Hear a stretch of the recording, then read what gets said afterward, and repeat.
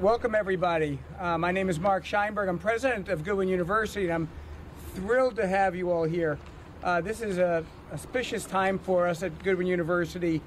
I am, on behalf of the entire Goodwin community, I'm happy to be the first to welcome you to the campus.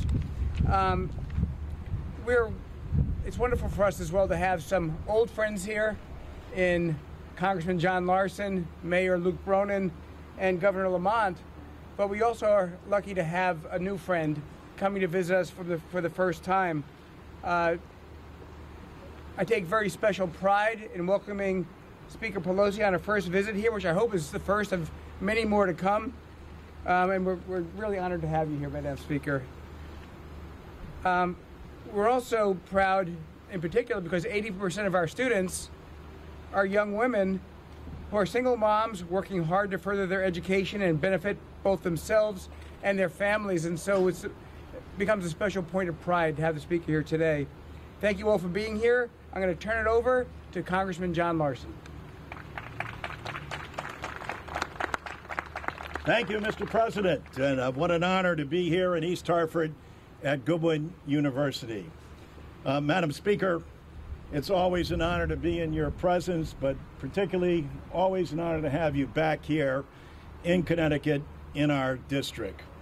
And especially grateful to be here today with our governor and the hardest working mayor in the state of Connecticut, Luke Bronin, as well as a special guest who is going to talk about the significance of the American Rescue Plan and specifically the child tax credit. And so I would be remiss, Madam Speaker, if I also didn't give credit to Bridgeport President Danielle Wilkin, who is, along with Mark Scheinberg, and Jim Himes, Mayor Ganim, and the governor of the state of Connecticut, earlier this year made sure that Bridgeport University would remain active and committed to the same kind of vitality that Mark Scheinberg has done everywhere that he's gone, but specifically here in East Hartford with Goodwin University.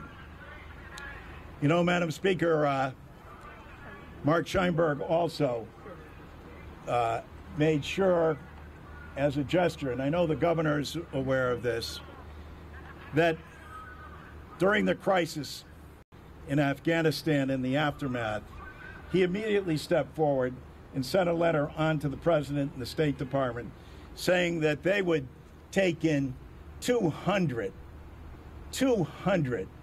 refugees during this crisis, and that's more than commendable, and I want to thank him for that. We also are going to hear from Carmen Rodriguez today, and Madam Speaker, it's not often that we get to have a mayor that's also a Rhodes Scholar, that, as you noted, has served in the Obama administration, has served with in the gubernatorial administration of Dan Malloy, and as I said earlier, is the hardest working mayor in the state of Connecticut. His enlightened and visionary leadership, his hands-on manner, of which he has embraced the aid here from the American Rescue Plan, and his understanding of its impact on people makes him uniquely qualified to serve in this area, and also the person that we're calling upon to introduce our special guest, Mayor Bronin. Thank you so much, Congressman Larson. We are so lucky in the city of Hartford and the Hartford region to have the best congressman we could ask for. Madam Speaker, I know you've got a lot of incredible members of your caucus. We think we've got the best right here. He fights every single day for his communities, for our cities. He doesn't wait to be called. He picks up the phone and calls us and asks what would make a difference. And what you've done, Madam Speaker, down in Washington has made all the difference in the world for our city and for city after city around this country as we work to recover from this pandemic, to help kids recover and heal and reconnect. The American Rescue Plan dollars actually make it possible for us to build back better. And those resources are allowing us to make investments in public safety, in kids, in helping our small businesses come back. in building a stronger and fairer foundation for the future. But today, it's particularly important to thank you, your caucus, Congressman Larson, our entire federal delegation for their leadership in passing the child tax credit. Because the child tax credit will lift tens of thousands of kids in the greater Hartford area alone out of poverty. In our city, in our small city in Hartford, 28,000 kids under the age of 18 eligible for that tax credit, which is a game changer for those kids and for their families. We cannot thank you enough for what that has done and what it will do for families and for communities. And I also just want to say that it makes all the difference in the world when you've got federal and state and local working side by side together. A governor who took the opportunity to expand Connecticut's own earned income tax credit to build on what was being done at the federal level, who's worked side by side to make sure those resources got out there quickly. A Biden administration that heard that it was a little difficult to sign folks up for the tax credit if they weren't already signed up, and they immediately responded and made it easier. That kind of partnership is what our communities need. And so it's an incredible honor to be able to join everybody here to say thank you, Madam Speaker, Congressman, for what you have done, and also, most importantly, to get to introduce somebody who truly speaks for our community and for countless other communities. Carmen Rodriguez is a grandma of 9 grandkids. She picks them up after school. She takes care of them. And the child tax credit has made it possible for her and for the mothers of her grandkids to get them the school supplies they need, to make sure they don't have to choose between food and medicine or school supplies. Carmen, you have shown so much courage in your work with Mothers United Against Violence, in your work strengthening our community every day, but it's an incredible honor to have the chance to turn this over so that not just Connecticut, but our country can hear from you today.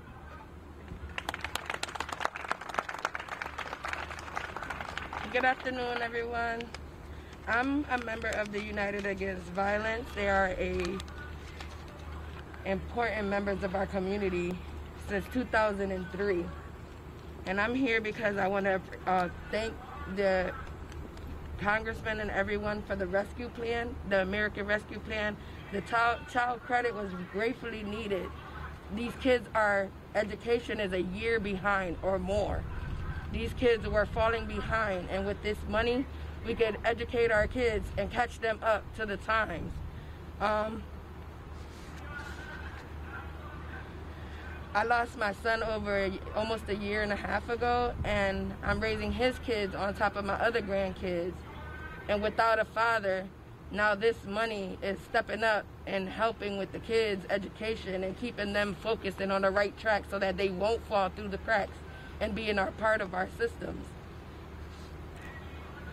Also, I'm very grateful for this plan as well, because our kids deserve better. Like, just because we're a small city doesn't mean that our kids don't deserve the higher and a better education like they deserve. Like, they shouldn't be fall through the cracks.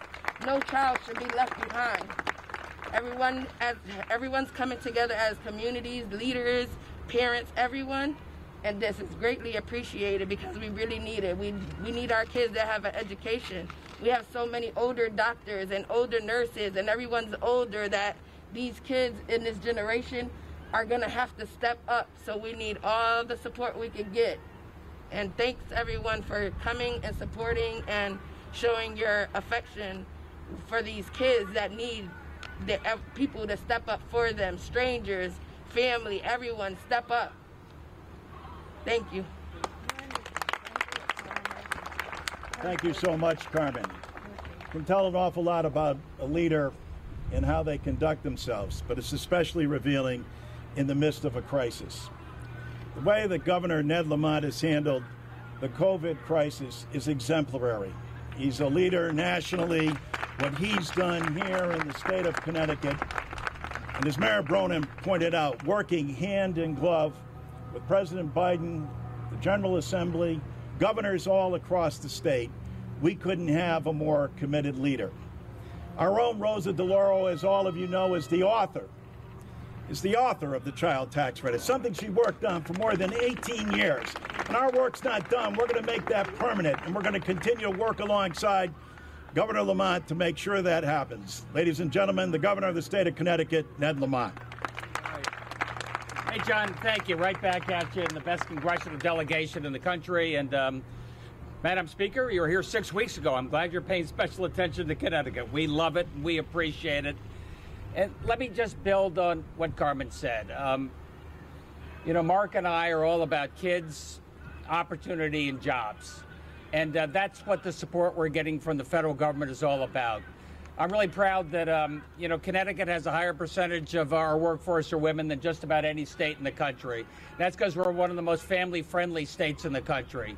But right now, Madam Speaker, we have more women collecting unemployment than men. We got to continue to do a better job making it easier for everybody to get back to work and women to get back to work. And you're making that possible for us with your incredible investments. It started with pre- and postnatal care to make sure every kid and every young mom gets the very best opportunity to start. The biggest expansion of daycare and childcare in the history of the state, thanks to your incredible good work. And if we get the universal pre-K going in the next round, that makes a difference. It makes a difference in terms of giving every kid the very best opportunity and allowing that parent, allowing that mom to get back to work going forward. And thanks to you, we're doing everything we can to make sure that work pays. And that's how we get people back to work. You know, one of the first states to get the $15 minimum wage. A big expansion, $15 minimum wage. And wages are going up. People deserve a raise. A big increase in the state share of the earned income tax credit so people can keep more of what they earn. That's what we're trying to do every day. And Mark Scheinberg and our amazing community colleges are providing free learning certificates for all the trades so people want to step up, get a new job, they get a better job. That's what the Speaker's done. That's what John Larson is doing. I think Luke Broden knows better than anybody what a difference it's making here in the state of in the city of Hartford. I'm so proud to be with you today. Thanks for everything you're doing. Well, thank you, Governor. And it's always a deep honor to have the Speaker of the House in your hometown. Most of you don't get to experience the Speaker the way members do. Maria Ciotto is in the audience today. All of you here know Billy Ciotto.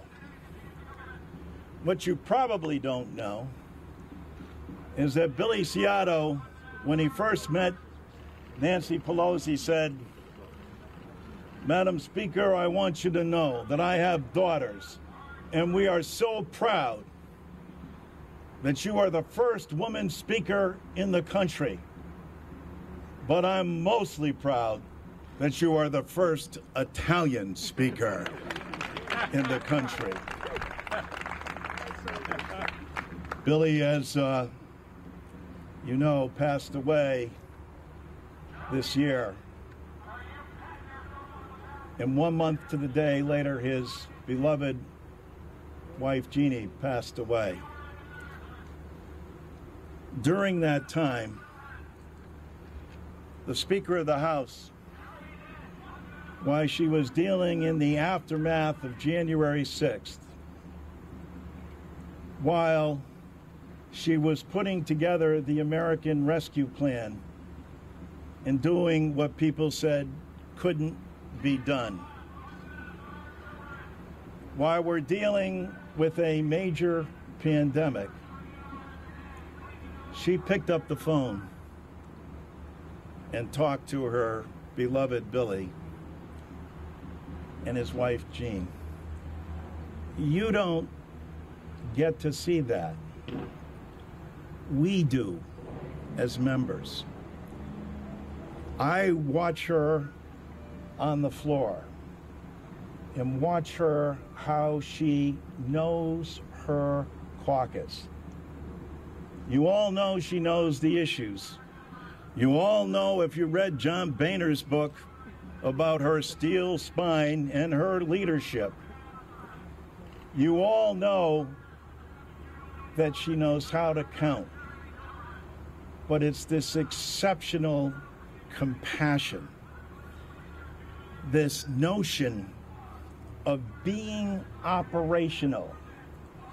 While the Senate, working very hard and having daily conferences back and forth and press conferences at the White House, Nancy Pelosi passed over 200 bills in the House of Representatives. I'm talking this year. And they sit there, and it's why she will go down in history as one of the most consequential speakers in United States history, rivaling Henry Clay, Sam Rayburn, Tip O'Neill. And when I say that, it's not without example. I could cite piece of legislation after legislation, but Rod Yargood, a West Hartford father, talked about what she did for him and standing up and saying, you know, the Affordable Care Act was so vital to me. And then all of a sudden the Republicans tried to strip that away. But under the leadership of Nancy Pelosi, we brought it back. And his premium went from $1,400 to under $100. And he said, you know what I'm going to do with that money? I'm going to be able to put my 2 daughters through college. This is what the Speaker of the House means. This is what she does. This is why she's the most extraordinary leader I've had the opportunity to serve with. Ladies and gentlemen, the Speaker of the House.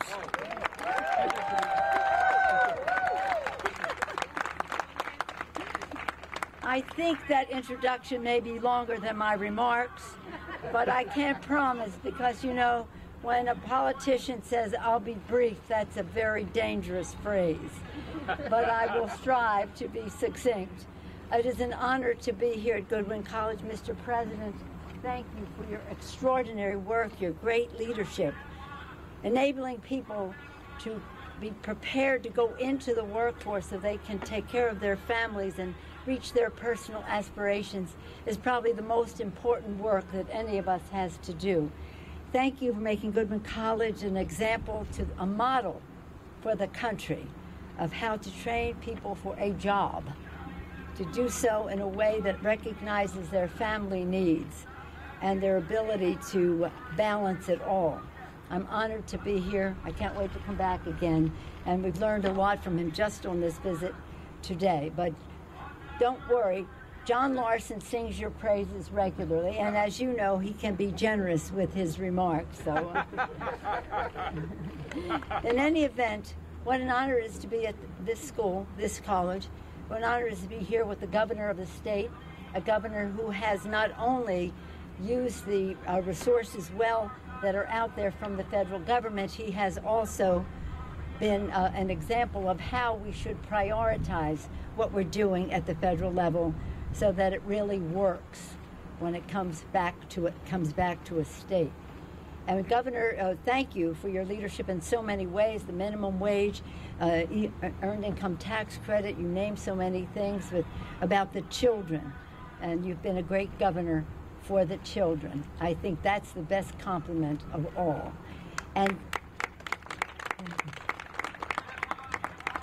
Mayor Bronin, thank you for your leadership as well, taking your experience as one who worked in the Obama administration with Governor Malloy at the state level as a veteran of Afghanistan, so many ways, bringing all of that experience to bear as the mayor. So thank you so much for your leadership and also your, again, example. Now, Mr. Mayor, I want you to know something about John Larson.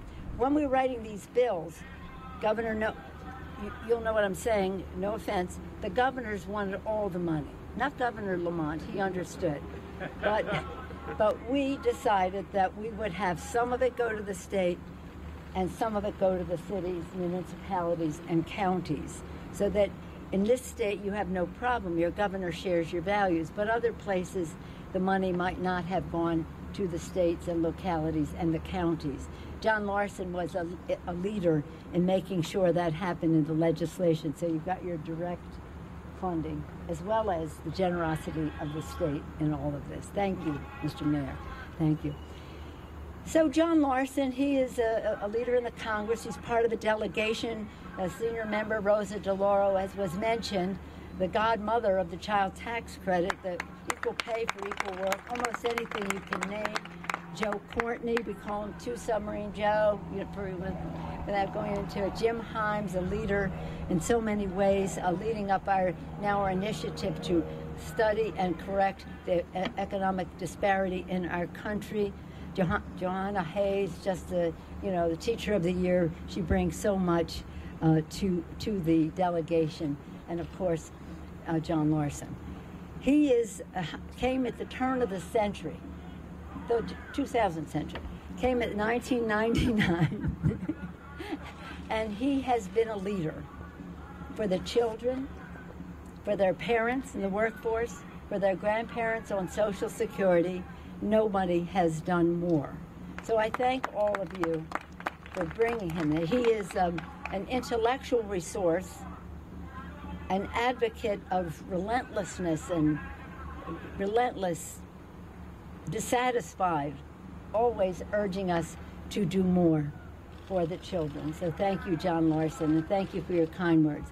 But they all will agree, the governor, the mayor, the congressperson, Mr. President of the university, of the college, that our VIP today is Carmen Rodriguez. Carmen, thank you so much. Thank you so much. Her words, the truth that she spoke about what this means in the lives of people, is really the most eloquent statement of what we're trying to do. Let me just place this in time for a moment. When he became president, President Biden said, help is on the way. When he began his Build Back Better initiative, he wanted to do so in a bipartisan way. He said to the Republicans, and I was there when he said it, and he said it again and again, I want to find our common ground. If we can only find it on infrastructure, building the infrastructure, then let's do that. But I will not confine my vision to what we can do in a bipartisan way on infrastructure, because my vision is to build back better. And that means involving many more people in the economic prosperity and success of our country. So the Build Back Better initiative not only addresses some of our infrastructure needs, whether it comes to climate change, to save the planet, to fill in, shall we say, places that the infrastructure bill did not address.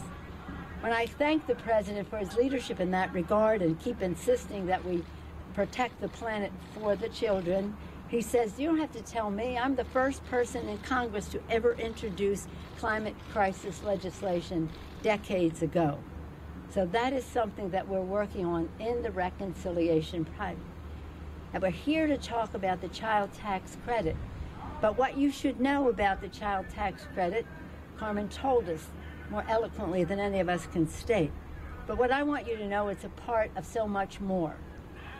For women in the workplace. So I say build back better for the women. For the women, we have the child tax credit.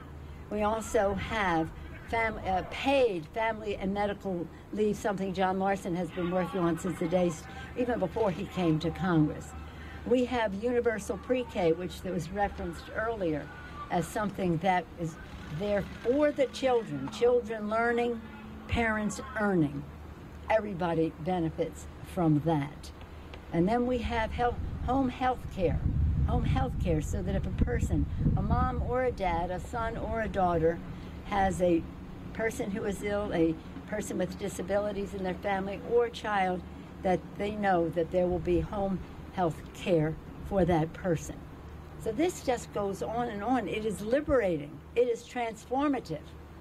And along with the child tax credit is a recognition of how we value children, how we support families, and how we must honor President Biden's vision of something bigger than just building roads and bridges, as important as that is. As important as that is, but how we must do more. So I appreciate that. I'll tell the president you said that. In any event, that is the plan. We expect to have this done in a matter of weeks. But in the meantime, in another week, the third check will go out for the child tax credit. That was part of the rescue package. The goal of the rescue package was to put vaccine in people's arms, money in people's pockets, prepare to put children safely in school and people safely back at work. And that is what it is in the process of doing. But some of it it was COVID oriented. We want to make it permanent. Again, we could have no more persuasive argument than the one that Carmen gave us. Now, Carmen has 9 grandchildren, and so do I. And we all know, as Carmen said, we owe these children, all of the children in our country, the opportunity to reach their fulfillment and make their mark. So thank you for sharing your story, Carmen. I have 5 children of my own. That's why I got the 9 grandchildren. And when people ask me, why did you ever go into politics? What motivated you? I tell them my why. My why is that 1 in 5 children in America lives in poverty, goes to sleep hungry at night.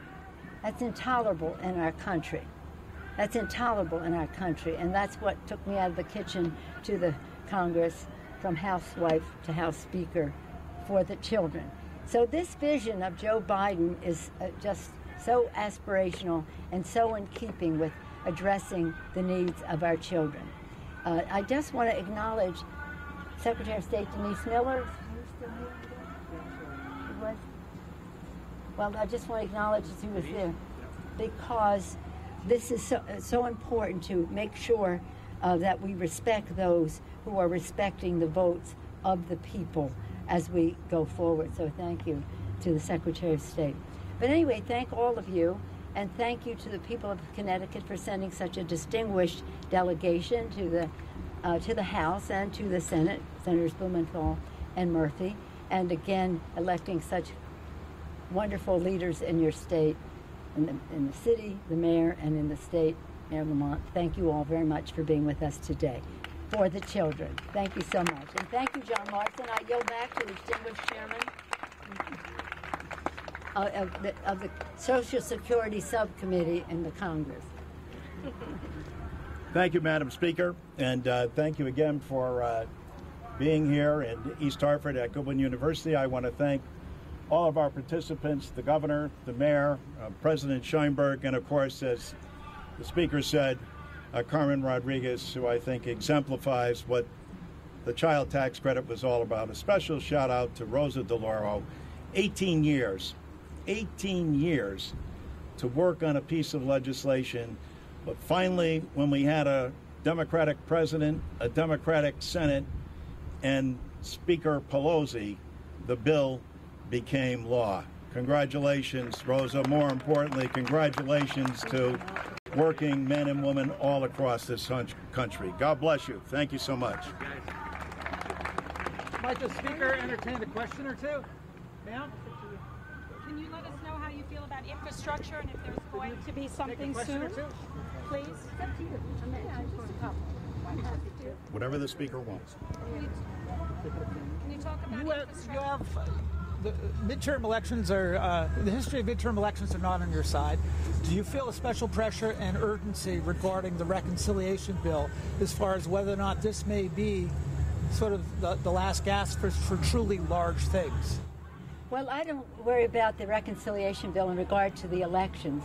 The reconciliation bill is about a vision for our country that is transformative, that frees people to reach their aspirations without concern that their children or their ill parent or their disabled relative are not cared for, and to do so in a way that gives children all the opportunity to go forward. It puts food on the table. I mean, you understand there is so much disparity in our country. This bill is long overdue. Many of the things in the legislation exist in most developed countries in the world, but not in our country. So separating it from that. In terms of the elections, I have no I know we will win the Congress. There are people who say, well, in the off year, it's not the good year. But I think any assumptions about politics are obsolete. We live in a whole new world of communication and the rest.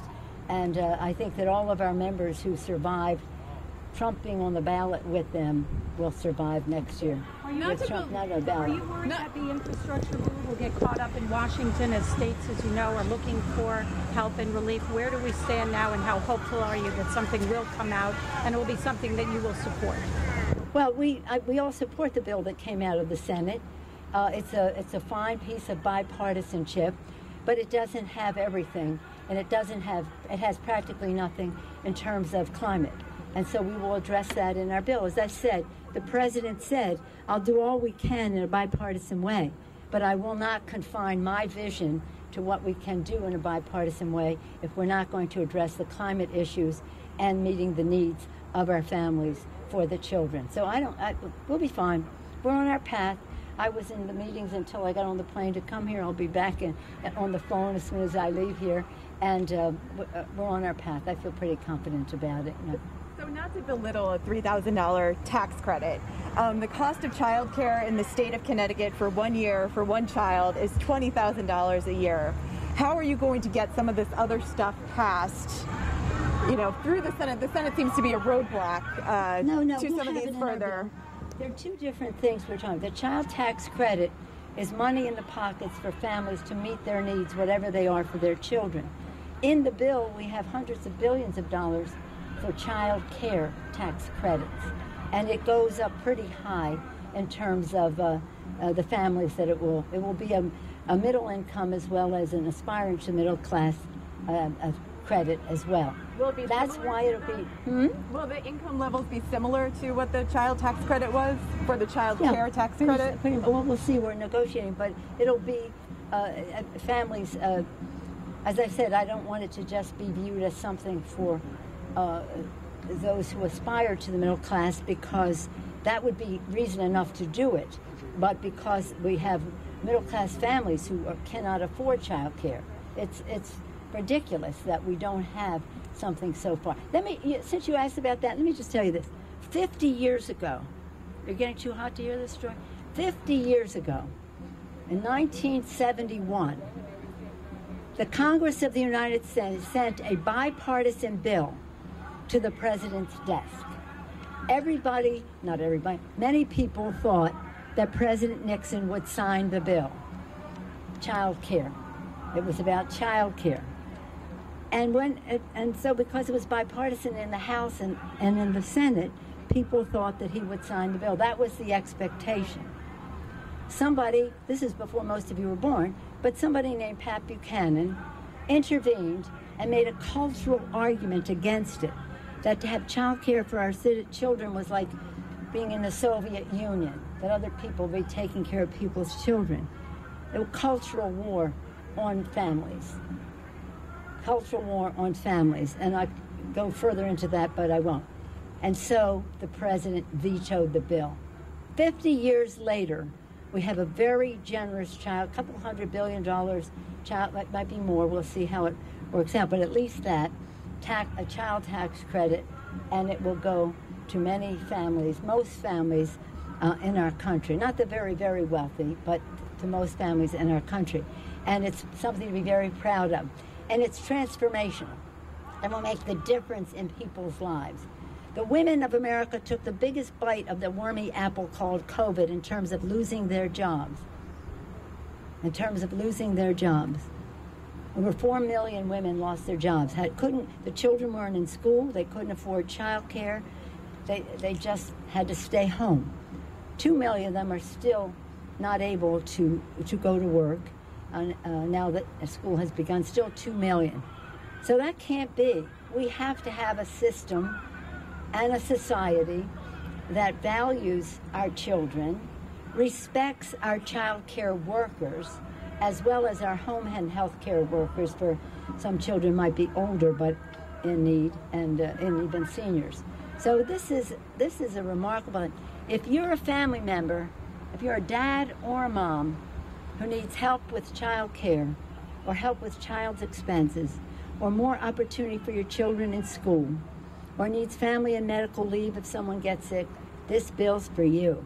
This bill is for you. Thank you, Joe Biden. Thank you, everybody. Thank you.